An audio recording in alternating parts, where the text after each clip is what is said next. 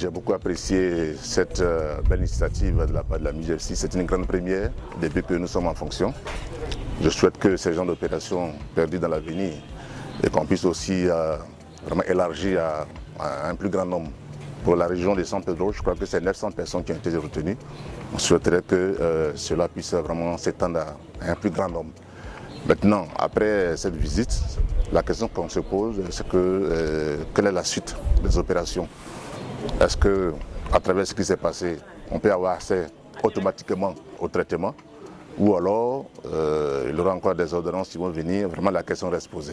Vraiment, c'est une grande première, parce que depuis que je suis fonctionnaire, depuis 23 ans, c'est la première fois que je vois la MIGEFCI entreprendre ce genre d'initiative pour le bonheur des mutualistes. D'abord, je remercie la MIGEFCI et l'équipe dirigeante. Je souhaiterais que cette initiative soit un peu décentralisée, parce qu'il y a des départements qui sont un peu éloignés du chef-lieu. Par exemple, au niveau de San Pedro, il y a le département de Tabou avec des fonctionnaires qui sont un peu éloignés de ce centre-là.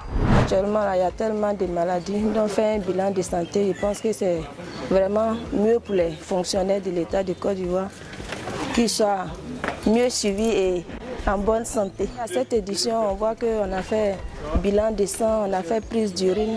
Si on pouvait améliorer avec peut-être la vue et bon, pourquoi pas les dents. Je dis déjà merci à la MIGEFCI, merci aux responsables pour cette belle initiative. Je souhaiterais que ça continue parce que se lever puis faire son bilan, c'est un peu difficile avec le coût. Mais aujourd'hui, on se rend compte que c'est gratuit et c'est encourageant. Vraiment, bon, pas d'aspect amélioré parce que pour moi, tout est parfait. Donc, je dis vraiment merci à la MIGEFCI.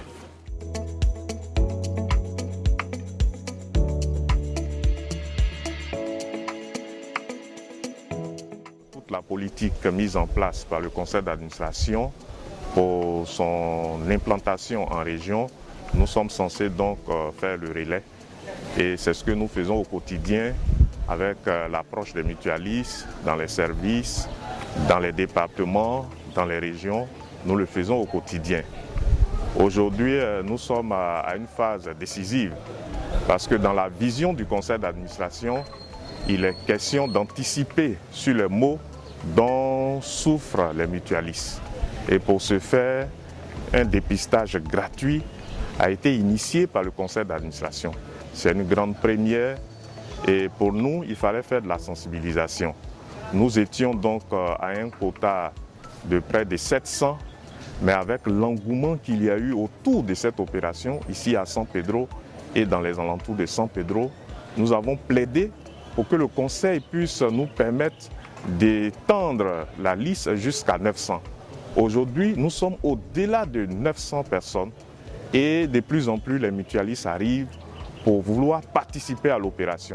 Nous sommes sur le terrain, nous suivons l'opération, nous orientons tous les mutualistes qui arrivent, qui ont des difficultés. À ce stade de l'opération, il faut dire que déjà depuis hier, sur 150 mutualistes attendus, nous avons reçu 124 mutualistes. Et c'était le premier jour. Ceux-mêmes qui n'ont pas pu s'inscrire sont venus avec des listes pour voir si on peut les prendre en compte. Donc l'opération se passe très bien.